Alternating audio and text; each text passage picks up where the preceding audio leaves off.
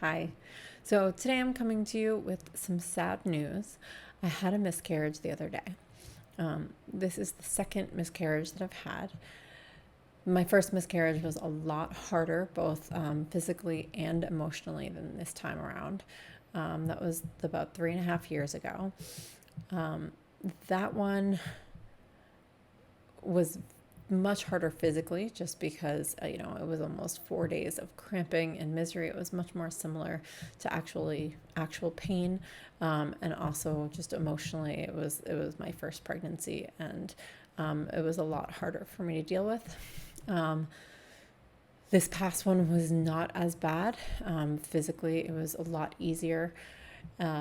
Emotionally, I I have a child already, so even while I'm cramping and going through it, I still have a little bundle to hug and love. So that was somewhat comforting. The stages that I would say that I personally tend to go through are: first, it's kind of a logistical thing, like, is this really happening? Maybe it's not. Maybe it's just light spotting and that's it. And then a lot of hope, right? Well, I really hope that this isn't, but unfortunately there's really not much that you can do once it starts. So you just have to go with it. So then there's acceptance, right? So and after acceptance, and you accept, okay, this is my reality, that's when, at least for me, the emotions kick in, and I got very emotional about it. And then you have to tell anybody that you've told, and that, at least for me, makes it a lot harder, just because it makes it so much more real. And then it's more of a medical thing. Let's just make sure everything is okay. There's not an issue. So that's basically how I went through it. I'm now at the amazing stage of, it's all good. I'm gonna make a better baby, and I'll talk a little bit about that towards the end of the video. So a few things that I think that everybody should be aware of if you are having a miscarriage, or if you do along the lines, is: do you want to try to pass it naturally, or do you want to get a D&C? Personally, for me, I would always rather do things naturally. So my first inclination was, I almost don't want to go to the ultrasound yet. I want to wait as long as possible, so I don't get there and have them say, we want to extract everything right away. Every doctor and hospital is going to approach it differently, and maybe for whatever reason you don't want to go through it and you want the D&C personally. For me, I'd just much more rather do any sort of natural solution. The natural way, I believe, is a little bit more painful. However, since hopefully you will get pregnant again and have a healthy, thriving baby, as most people who miscarry do, I would say it is a really great practice for labor. Just as far as the cramping, as far as trying to work on relaxing, even though it is really painful, just trying to breathe through it and accept it. And I don't know, in a way, I almost feel like personally it's a little bit of a rite of passage. It's funny because when I first had a miscarriage, I didn't know how many women go through it. And almost any time I had brought it up, anybody who I talked to was like, oh yeah, when I had my miscarriage. So it's one of those things that's very taboo and not too many people talk about. So if you do have one, don't think that you're the only one, because nobody has ever told you about it. It could just be that they didn't want to tell you because they didn't tell anybody. So just so you know, there's so many women have miscarriages all the time and always go on. I shouldn't say always, but and very often go on to having healthier babies afterwards.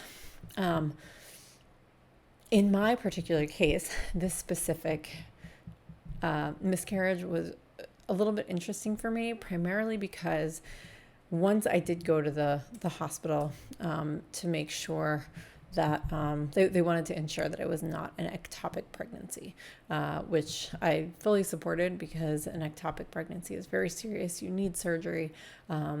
So I basically wanted to go in. I anticipated them telling me, because I hadn't thought that I passed the baby already.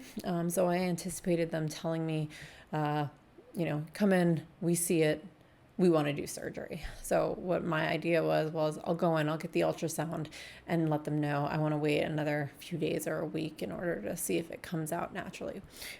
So they did the ultrasound, and after the ultrasound, I'm supposed to get blood work, and they come in and they're basically like, okay, well, we need to page the doctor. Okay. So I wait there 20 minutes. Okay, get up, go in the waiting room. We're paging the doctor. Don't get your blood results yet. So now I'm sitting there panicking. So for 15 minutes, I'm waiting there. I'm thinking, oh my God, they're going to send me immediately to surgery because it's ectopic. And oh my God. So I'm having I don't want to say I'm having a panic attack, but I'm crying now. I'm all emotional. Eventually someone comes in, rushes me in, tells me it's fine. Just go get your blood work done. So I do that. Then they tell me, instead of going home, we really want you to wait here. And eventually they said, okay, just go home. So this entire time I'm expecting, I'm going to be here all day. I need surgery stat. What are they doing? I get home, I eat lunch because I'm starving, and I get the phone call from the doctor. It turned out I had already passed the pregnancy, and everything's fine. They just want to do another blood test next week, like just to be sure. And in that moment, I was so incredibly grateful that it was not ectopic, that it turned out to be just a miscarriage, that I was thrilled. I never ever thought or dreamed or imagined that I would be thrilled to have a miscarriage. But the fact that I had put myself in this state for something so much worse put it in perspective, as far as this was just something that passed very easily, much more easily even than the last miscarriage I had. So it was actually, I don't want to say a great experience because it's still sad. I'm still sad that I don't have a baby anymore in my belly, but it wasn't way worse. I didn't require surgery. It probably, didn't ever grow that much, and then it went out pretty quickly. So I'm very grateful that was this experience this time around. I know there's tons of different kinds of miscarriages, and if you even go until 19 weeks, I can't even imagine what that's like once the baby has started moving and has been much more of a part of you for longer. The few things that I do want to add to this are, when you do have a miscarriage, there is something wrong. Most of the time it's just chromosomal, and the baby is not developing properly. And it's your body is so smart, so your body is naturally going to get rid of it most of the time. And I would say because of that, the way that I look at it and the way that it makes me feel a lot better to do it is there was something wrong with that one. I don't want a baby where there's something wrong with it. So good riddance to you. I'm going to make a better baby, and I'm going to make it amazing. So now what I'm focusing on is, what am I going to do to continue supporting my body in order to basically recover and be able to support a healthy pregnancy. So a few things. I'm going to start drinking bone broth a lot more often. The collagen is really great. The healthy fats. Bone broth is an incredible nutritious beverage. It's not most delicious, but it's really great for your body. I'm going to start drinking more raspberry leaf tea. That specifically is known to tone the uterus. So especially when you're recovering from a miscarriage, that can be really helpful. I'm going to try to eat the rainbow, right? So get in all of the different foods of the rainbow, right? Beets are really great. Carrots, these are root vegetables. They're very grounding. Your green leafy vegetables, plenty of protein, healthy fats, eggs, get sunlight, get vitamin D. All of these things will really help your body recover and, help support your next pregnancy. And then the last thing I'm going to add is, depending on when you're ready to have another baby, if you all of a sudden have the mindset that I do now, where it's sort of like, you know what, I am pumped. It's gone. My body got rid of it, and now I'm ready. Your body is actually really fertile right after both a regular pregnancy and after a miscarriage. So keep those ovulation strips handy, and if you're ready, go for it. If you're not and you need to take a break more in a little bit if you need to. Do it on your schedule.